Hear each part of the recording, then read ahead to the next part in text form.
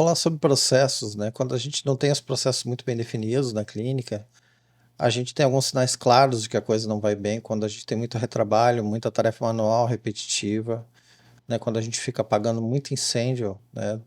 Durante a semana, durante o mês. Todos esses sinais eles acabam indicando que a gente precisa melhorar a nossa gestão de processos, a gente precisa padronizar melhor os processos, a gente precisa entender quais são os processos mais relevantes, quais aqueles que a gente tem que dar ênfase, né? E aí, uma dica para a gente saber quais os processos a gente tem que priorizar são aqueles que a gente tem contato com o paciente, tá? Ou seja, são aqueles que a gente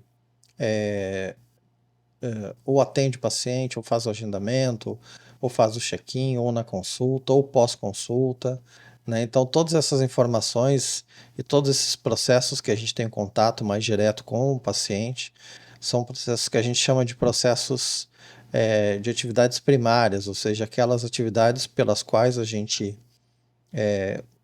criou o negócio, né? Criou a clínica, né? A gente tem que dar mais ênfase. Pagamento também é uma coisa importante, né? É um outro ponto que a gente tem contato com o cliente, tá? Então a gente precisa aí ver. No caso de convênios, né? Quando a gente tem contato com as operadoras, né? Resolver todas as questões possíveis e verificar todos os processos para que a gente gere o mínimo possível de glosas junto ao convênio e a gente não tenha aí perda de receita por conta dessa questão. Então, dando algumas dicas importantes sobre como a gente faz um bom gerenciamento de projetos, né? O primeiro passo é a gente fazer um bom mapeamento de processos, né? Ou seja, a gente entender quais são os processos prioritários, aqueles processos que a gente tem aí dentro da nossa cadeia de valor, aqueles processos que geram mais valor. E aí uma dica dentro das atividades primárias que a gente já citou, que são atividades que a gente tem contato com o cliente, né? A gente tem que priorizar dentro dessa já priorização, a gente tem que dar mais ênfase às atividades que a gente recebe alguma receita por conta dela, né? E a gente tentar elencar toda a cadeia de ponta a ponta, né? Como a gente pode melhorar aquele processo. Então, são casos clássicos, né? Atendimento ao paciente, agendamento, processos clínicos, né? Consultas, exames, tratamentos, faturamento e cobrança, e também, ainda que a gente não tenha contato direto com o paciente, gerenciar a equipe, os processos de gestão da equipe são importantes porque é a equipe que tem esse contato com o paciente, seja fazendo os tratamentos, seja fazendo a recepção. Então, tudo que a gente puder melhorar e deixar o melhor possível esses processos, a gente vai trabalhar nesse sentido, tá? Então, assim, a gente começa descrevendo, né? Pode ser textualmente, pode ser visualmente, por meio de ferramentas como o Visage ou Lucidchart, usando notação BPMN. A gente pode falar um pouquinho mais sobre isso num vídeo futuro. Mas a gente começa descrevendo de forma sequencial cada um dos passos, né? Vou dar aqui um exemplo de um atendimento ao paciente, tá? O paciente entra em contato com a clínica para marcar uma consulta, a recepção atende a chamada ou WhatsApp, o paciente escolhe uma data disponível, a gente confirma a consulta inserindo o registro no sistema e um lembrete é enviado ao paciente 24 horas antes da consulta, por exemplo, 36 horas ou no dia, enfim, isso varia de cada clínica.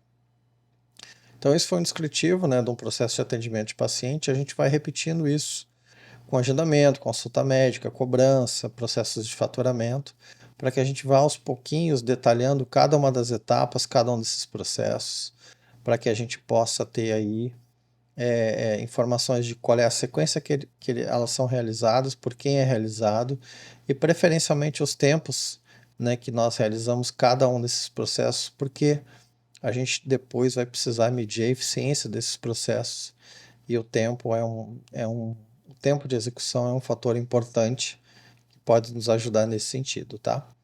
Uma outra dica também bastante importante, sempre que possível a gente automatizar processos e aí obviamente quando a gente tem um sistema na clínica isso é muito facilitado, né? Porque como o sistema já está interligado e integrado, né?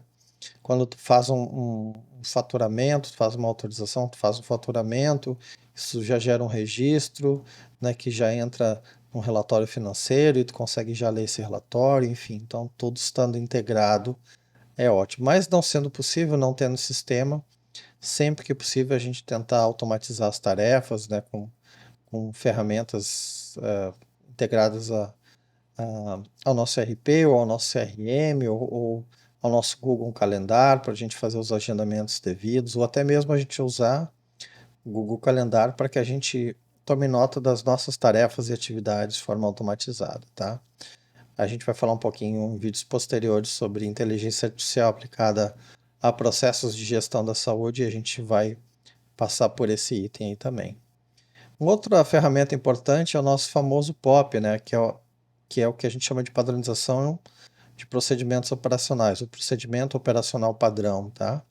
Que nada mais é que um documento formal, controlado, né, onde a gente descreve, né, como é o procedimento, o que deve ser feito, a sequência que aquilo deve ser feita, o tempo de execução de cada etapa, o que é esperado por quem deve ser feito e quais são os indicadores respectivos, tá? Então, um bom POP tem todos esses itens aí, tá? Então, serve para quem não conhece ter uma noção exata do que fazer, e isso agiliza, né, o onboard, ou seja, a entrada do novo funcionário da operação diária da clínica, porque tendo um POP muito claro com o que é esperado das suas etapas, o treinamento fica mais ágil, tá? Além disso, a gente precisa acompanhar constantemente, né, os indicadores de eficiência de tempos, tempo médio de agendamento, taxa de retorno, entre outras coisas, para medir se o processo em si está sendo eficiente ou não está sendo eficiente, e ele não sendo eficiente, como é que a gente pode melhorar. Tudo aquilo que a gente não monitora e não controla, a gente não melhora. Então, tendo esses controles e acompanhando eles regularmente, isso é importante, a gente consegue saber se está indo por um bom caminho ou por um mau caminho, tá?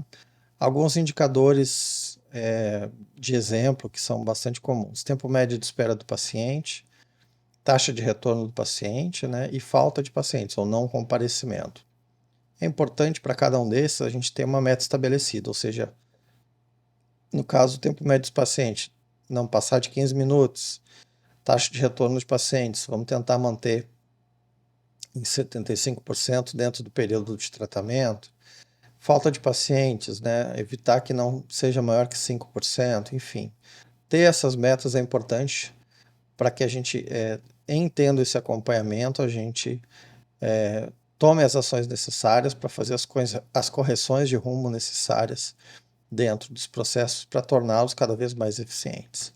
Uma ferramenta muito importante que nos ajuda a saber quem é o responsável por cada processo é a matriz RACI, onde a gente monta uma matriz com o processo, quem é o responsável, né? Quem deve ser informado, quem auxilia no processo, ou o apoio no processo, na execução principalmente, tá?